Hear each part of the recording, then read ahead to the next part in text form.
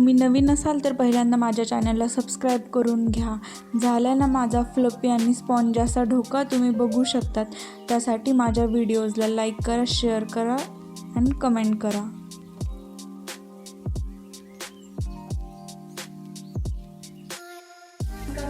कसे आहात? मी आहे तुमची वनश्री आणि तुमचं स्वागत आहे माझ्या मदर डॉटर रेसिपी चॅनलवरती. तर आज आपण खमंग असं ढोक्याची रेसिपी बघणार आहोत आणि घरच्या साहित्यामध्ये आणि एकदम टेस्टी आणि हेल्दी आणि हायजेनिक. तर माझी रेसिपी तुम्ही रोज नक्की शेअर करत जावा आणि कुठपर्यंत माझी रेसिपी पोहोचली ह्याच्यासाठी कमेंट बॉक्समध्ये तुमच्या गावाचं नाव टाकायला विसरू नका. तर ढोक्यासाठी आपण इथं घेतलेलं आहे. आधी मी तुम्हाला ढोक्याचं साहित्य सांगते. ढोक्याच्या बॅटरसाठीचं इथं मी घेतलेलं आहे डाळीचं बेसन पीठ, लिंबू, त्याच्यामध्ये साखर आणि पाणी आणि चवीपुरतं मीठ. आणि हे जे सगळं आहे ते फोडणीसाठी आहे. फोडणीसाठी घेतलेलं आहे मी तीळ, वरून हे फोडणीत नाही, डेकोरेशनसाठी कोथिंबीर आणि नारळ, आणि फोडणीमध्ये तीळ, मिरची, मोहरी आणि लसूणचे छोटे छोटे काप करून टाकायचे आहेत आपल्याला. आणि सगळ्यात महत्त्वाची गोष्ट म्हणजे आता मी तुम्हाला ह्याचं प्रमाण सांगते. जर तुम्ही 1 वाटी बेसन पीठ घेतलं तर 1 चमचा आपल्याला सोडा टाकायचा आहे. सोडा जास्त पण टाकायचा नाही. सोडा जास्त झालं तर ढोका लाल होतो आपला. आणि हळद पण टाकायची नाही. सोडा आणि हळदचं कॉम्बिनेशननं पण ढोका आपला रेडिश होतो. 1 वाटीला आपण 1.5 लिंबू घ्यायचं, 1 मोठं आणि 1 छोटं.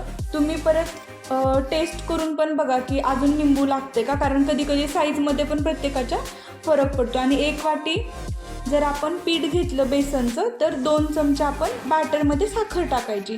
आणि ह्याच्यामध्ये मी थोडंसं साखरेचं पाणी करून घेतलेलं आहे, जे की ढोकळा आपला पूर्ण रेडी जेव्हा होईल तेव्हा मी फोडणीच्या अगोदरवरती आपल्या रेडी ढोकळ्यावरती सगळ्या साईडनं हे साखरेचं पाणी ओतणार आहे. ढोकळ्याचं बॅटर बनवून घेऊयात. त्याच्यासाठी मी इथं 1 वाटी पीठ घेतलेलं आहे बेसनचं. रेडी पीठ पण मिळतं इन्स्टंट ढोकळ्याचं, पण घरच्या साहित्यामध्ये घरी सगळं असताना कशासाठी विकत आपण आणायचं, त्याच्यामुळे ना मी घरच्याच ह्याच्यामध्ये करते. आता पाणी ओतूयात.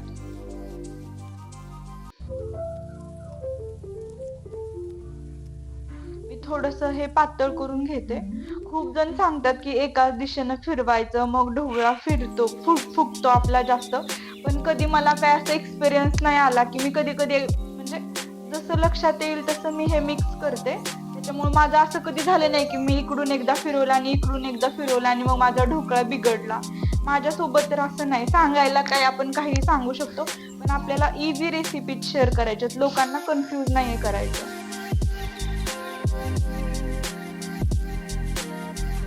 आपण बघूयात आता. आपल्याला प्रमाण पण कळेलच की 1 वाटी पिठाला आपल्याला पाणी किती लागते. मी अंदाजे 1 ग्लास पाणी घेतलं होतं. आणि ह्याच्यात लम्स थोडे पण राहू द्यायचे नाहीत, ह्याच्या गुटळ्या होऊ द्यायचे नाहीत. पूर्ण स्मूथ असं पीठ आपल्याला करून घ्यायचं पाणी ओतून. आता ह्याच्यामध्ये मी लिंबू टाकते. लिंबातल्या बिया काढायचे पूर्ण. मी ह्याच्यामध्ये लिंबू पिळून घेते. बी काढलेत मी लिंबातले.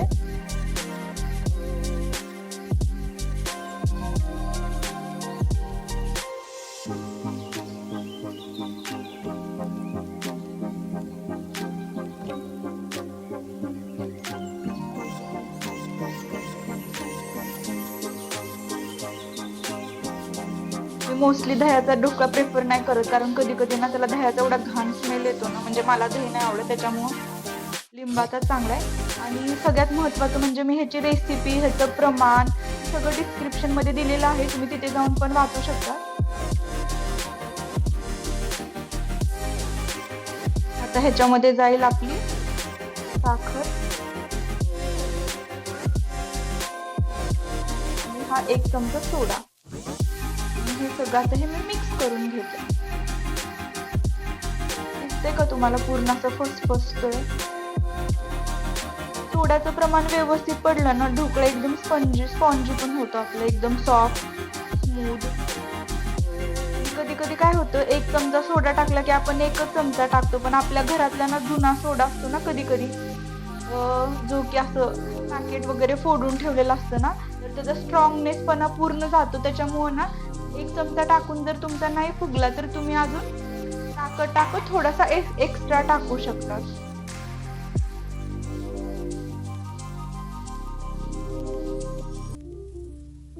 बघा तुम्ही कन्सिस्टन्सी ह्याची बघा तुम्ही, नॉर्मल थोडंसं आपण पाणी ऍड करू शकतो.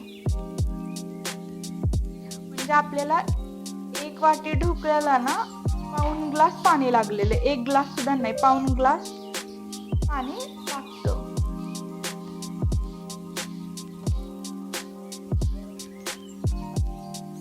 छान असं स्पॉन्जी झाला.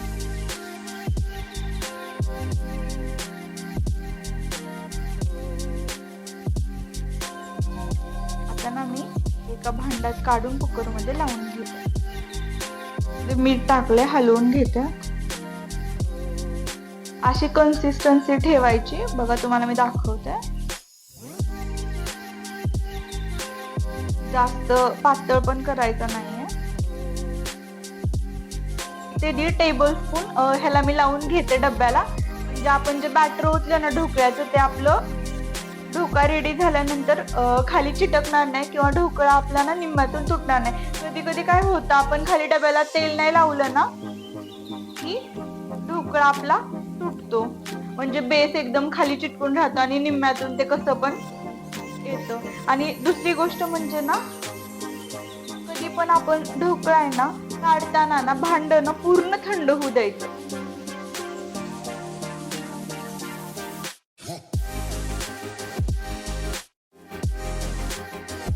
पूर्ण थंड व्हायचं. काय होते, गरम भांड असताना आपण जर ढोकळा असं काढायला गेलो ना, एकतर तो निघत पण नाही आणि तो तुटून निघतो. असं माझं खूपदा माझ्यासोबत झालेलं. मी खूप एक्सपिरियन्स घेतला ह्या गोष्टीचा. कुकर गरम झालेला आहे. कुकरमध्ये पाणी ओतून घ्यायचं 1-2 ग्लास. अगोदर पण मी 1 ग्लास ओतलं होतं. आणि ढोकळ्यामध्ये सगळ्यात महत्त्वाचा पार्ट म्हणजे कुकरची शिट्टी काढायची. जर तुम्ही कुकरची शिट्टी एवढं सगळी चांगली प्रोसेस केली, बॅटर चांगलं केलं, फोडणीची चांगली तयारी केली आणि कुकरची शिट्टी जर काढायची विसरलात तुम्ही, तर तुमचा ढोकळा पूर्ण शिजून निघेल, असं दगडासारखा होईल, चिकट चिकट. त्याच्यामुळे हे खूप महत्त्वाचं आहे की कुकरची शिट्टी बाजूला काढून ठेवायची. पाणी थोडंसं गरम झालं की आपण ह्याच्यामध्ये भांडं ठेवूया. मी एक प्लेट खाली टाकते. हे जे आपलं मस्त बॅटर झालेलं आहे ना, ठेवून देते आणि आता ह्याचं कुकरचं झाकण लावते. आता मी एकदम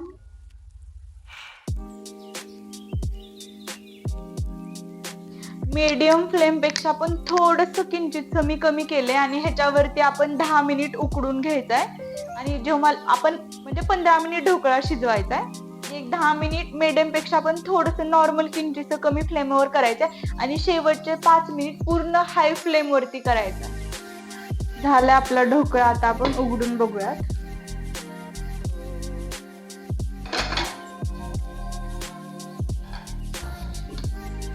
ढोकळा रेडी झालेला आहे. बघा स्पॉन्जी पण झालेला आहे. मी तुम्हाला काढून दाखवते. हे भांड थंड होईपर्यंत आपण आपल्या फोडणीची तयारी करून घेऊयात. मी इथे एक 4 ते 5 चमचे तेल घेतले. फोडणीला जेवढं तेल चांगलं असते ना, तेवढंच आपल्याला खायला पण मजा येते. तेल गरम होऊ देऊया थोडंसं. तेल तापले. मोहरी एकदम अशी तडतडू द्यायची. जोपर्यंत पूर्ण वर येत नाही ना, तोपर्यंत दुसरं काही टाकायचं नाही. आता टाकलंय, लसूण टाकला. तुम्ही बघा, लसूण जेवढं चांगलं असेल ना, तेवढं आपलं टेस्टी होतं आणि खमंग लागतं. थोडेसे तीळ ऑप्शनल आहे, तुमच्या घरी असतील तर तुम्ही टाका, नसेल तरी पण ठीक आहे. मिरची टाकते.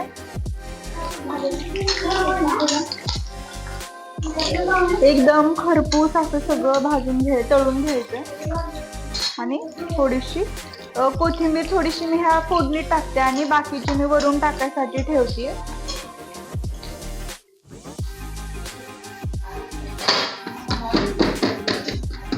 असं डबा हे करून घ्यायचं आणि थोडंसं वरून मारायचं.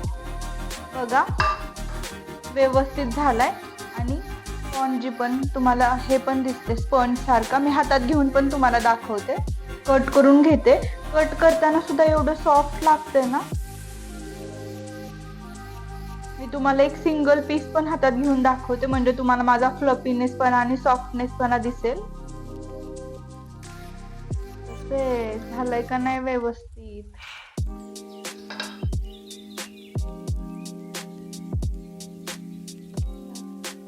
बघा एकदम फ्लफी झालाय.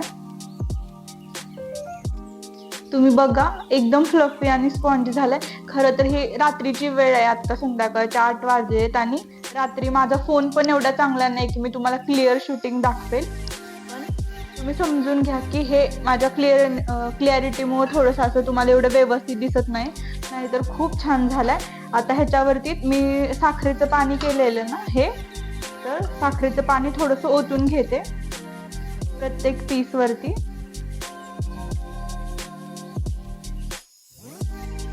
म्हणजे कसं ह्याच्यामध्ये मुरल पण. आणि फोडणीनंतर साखरेचं पाणी कधीच नाही ओतायचं. फोडणीनंतर साखरेचं पाणी ओतलं तर काय होतं माहिती का, आपलं जे क्रंचीनेस पण असतो ना, आपलं हे म्हणा लसूण म्हणा, कोथिंबीर, कढीपत्ता, मिरची, ते वरून पाणी पडल्यामुळे ना ते सादळासारखं मऊ होतं आणि खायला एवढी मजा नाही येत. त्याच्यामुळे कधी पण फोडणी साखरेच्या पाण्यानंतर ओतायची.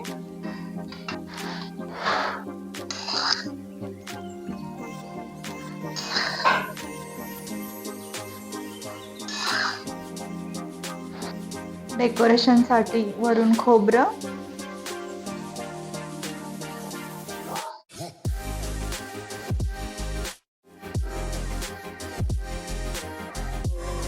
कोथिंबीर, तुमच्याकडे 0 नंबरची जी बारीक शेव असते ना ती असेल तर तुम्ही टाकू शकता. आणि आपल्या इमली चटणी सोबत किंवा मग खजूर चटणी सोबत किंवा सॉस सोबत तुम्ही त्या ढोकळ्यावरती असा ताव मारू शकता. खूप छान झाला. आज माझी आई शूटिंग घेतली, मला माहित नाही ती वाकडा घेतला कॅमेरा होती. माझी रोज भांडणं होती, कॅमेरा वाकडा तिला केलं होती. आईला किती सांगा फोन धरता येत नाही, रील्स स्क्रोल करताना आईचा फोन